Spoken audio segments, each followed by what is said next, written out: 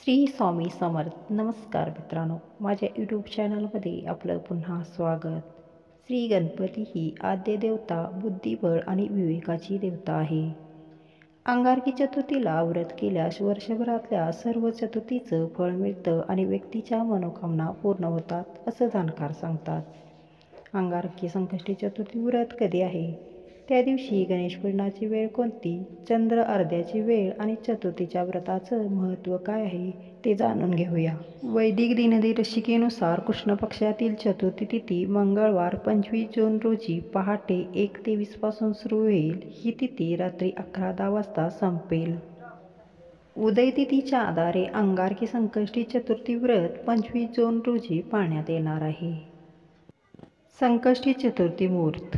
संकष्टी चतुर्थीच्या दिवशी पहाटे ते दुपारी 2:32 पर्यंत श्रवण नक्षत्र आहे. त्या दिवशी ब्रह्ममुहूर्त पहाटे 4:05 ते 4:45 पर्यंत असेल आणि पूजेसाठी शुभ अभिजित मुहूर्त सकाळी 11:56 ते दुपारी 12:52 पर्यंत आहे. अंगार संकष्टीची पूजा कशी करावी. अंगारकी संकष्टीला श्री गणपतीची विधिवत पूजा केल्यास फलदायी ठरते. या दिवशी सकाळी लवकर उठून पाण्यात काळे तेल टाकून स्नान करावं. त्यानंतर सूर्याला अर्घ्य द्यावं.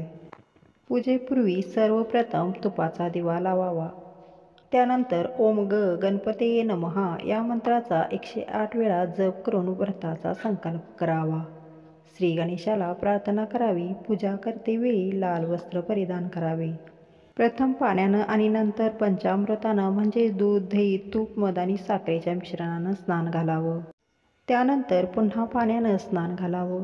गणेश चालीसा, गणपती स्तोत्र, गणपती अथर्वशीर्ष किंवा मंत्र म्हणावेत. श्री गणेशाला लाल वस्त्र घालावं.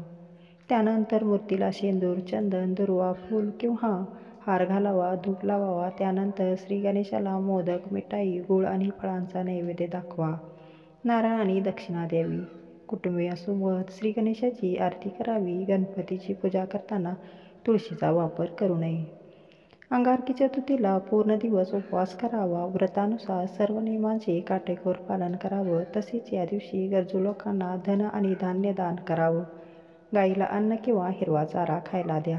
शक्य असेल तर एखाद्या गोशाळेला देणगी द्यावी. सायंकाळी चंद्रोदयापूर्वी श्री गणपतीचं पुन्हा एकदा पूजन करून संकष्टी व्रत कथेचं पठण करावं. सायंकाळी पूजेवेळी श्री गणेशाला चंदनाचा गंध लावावा आणि मोदक किंवा मोतीचूर लाडूचा नैवेद्य दाखवावा. चंद्रोदय झाल्यानंतर श्लोक म्हणून अंगारकी चतुर्थी व्रत सोडावं. हे व्रत केल्यास मंगळाचे सर्व दोष दूर होऊन कुंडलीतला मंगळ मजबूत होतो असं जाणकारांचं म्हणणं आहे. अंगारकी चतुर्थीला श्री गणपतीसोबतच श्री हनुमानाची पूजा केल्यास ती विशेष फलदायी मानली जाते. या दिवशी व्यक्तीने शेंदुराचा टिळा लावल्यास कुंडलीतला मंगळ ग्रहाचा दोष दूर होतो. धन्यवाद. श्री स्वामी समर्थ.